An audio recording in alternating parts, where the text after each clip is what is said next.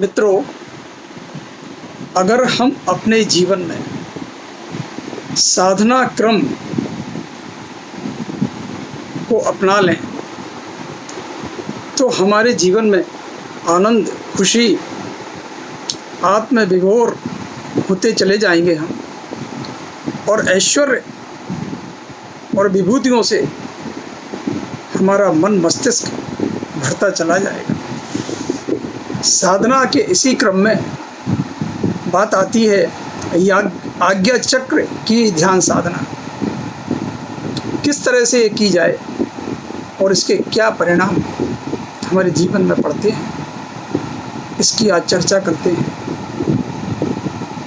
कि साधना क्रम में प्रथम शक्ति संचार, द्वितीय जप ध्यान और तृतीय त्राटक अभ्यास का साधना क्रम बनाकर चलने से स्थूल, सूक्ष्म और कारण शरीरों के सुविकसित होने का, सर्वतोमुखी समर्थता प्राप्त होने का लाभ मिलता है। त्राटक रात्रि में सोने से पूर्व करना चाहिए। इसके लिए न्यूनतम 15 मिनट और अधिकतम आधा घंटे का समय लगाना चाहिए। इस साधना के लिए एकांत अंधेरा कमरा चाहिए। ध्यान मुद्रा में बैठा जाए। सामने 3 फीट की दूरी पर चौकी बिछाकर उस पर दीपक रखना चाहिए। शुद्ध घी की अपेक्षा शुद्ध तिली का तेल दीपक में जलाना उत्तम है। आँख खोलकर दीपक की लौ को 1-1 मिनट देखें। उसके बाद आंखें बंद कर लें। भावना करें कि दोनों भ्रकुटियों के मध्य आज्ञा चक्र के स्थान पर दीपक की लौ जैसी ज्योति की प्रतिस्थापना हो रही है। आँख खोलकर दीपक की लौ देखने, फिर उसे खींचकर आज्ञा चक्र में जगमगाने का बार बार अभ्यास 15 मिनट तक चलता रहना चाहिए। प्रायः 15 दिन में ऐसी स्थिति बन जाती है कि आज्ञा चक्र में प्रकाश बिंदु का हल्का सा आभास मिलने लगता है। इतना बन पड़ने पर आगे इसका नियमित क्रम चलाना चाहिए। स्थापना के उपरांत ज्योति विस्तार का क्रम है। भावना करनी चाहिए कि इस दिव्य ज्योति का आलोक मस्तिष्क के बाह्य प्रकाश में सुविस्तृत हो रहा है और उससे विभिन्न स्थानों पर अवस्थित अनेक ज्ञान घटकों को प्रतिबिंबित होने का अवसर मिलता है। ये ज्ञान दीप समस्त मस्तिष्क घर में चमकदार ग्रह नक्षत्रों की तरह अथवा दीपावली के दीपकों की तरह जगमगाते हैं। साधना का 1/3 समय इसी में लगे। आज्ञा चक्र ज्योति के हृदयाकाश में अवतरण के समय यह भावना करनी चाहिए कि आज्ञा चक्र वाली दीप शिखा हृदय स्थान पर आलोकित हो रही है। इसका प्रकाश समूचे हृदयाकाश में फैल रहा है। यह आलोक हृदय के महासागर में उठने वाली भाव लहरों को प्रभावित कर रहा है। उसकी पुलकन, सेहरन, फुरकन जैसी हलचलें हो रही हैं।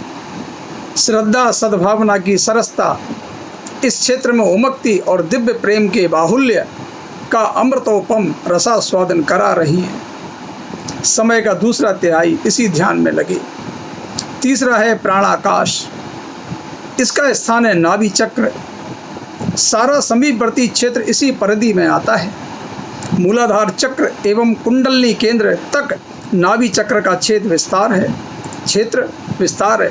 ब्रह्माकाश, हृदयाकाश में समय का 1/3 भाग लगा चुकने के उपरांत अंतिम तिहाई समय प्राणाकाश में ज्योति दर्शन के निमित्त लगाना चाहिए। स्मरण करना चाहिए कि आज्ञा चक्र वाली ज्योति शिखा नाभि केंद्र में प्रतिष्ठापित और प्रज्वलित हो रही है। उसका प्रकाश कुंडलनी केंद्र के शक्ति संस्थानों में फैल रहा है।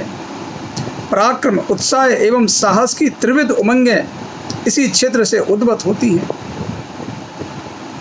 काय संचालन में काम आने वाली विद्युत ऊर्जा का केंद्र संस्थान यही है। भावना करनी चाहिए कि इस क्षेत्र के समस्त शक्ति घटक ज्योति ऊर्जा की गर्मी पाकर कमल पुष्पों की तरह खिल उठ रहे हैं, दीपकों की तरह प्रकाशवान हो रहे हैं।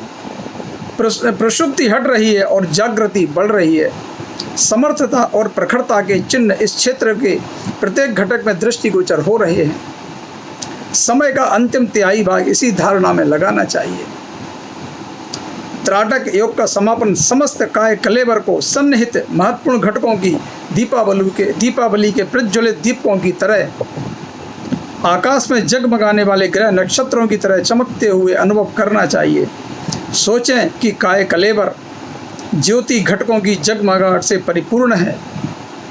अंततः समस्त काय सत्ता की एक समूची दीप लौकी स्थिति में परिणत हो रही है। विसर्जन का अंतिम भाग काय दीप का ब्रह्म दीप के समापन के रूप में होना चाहिए।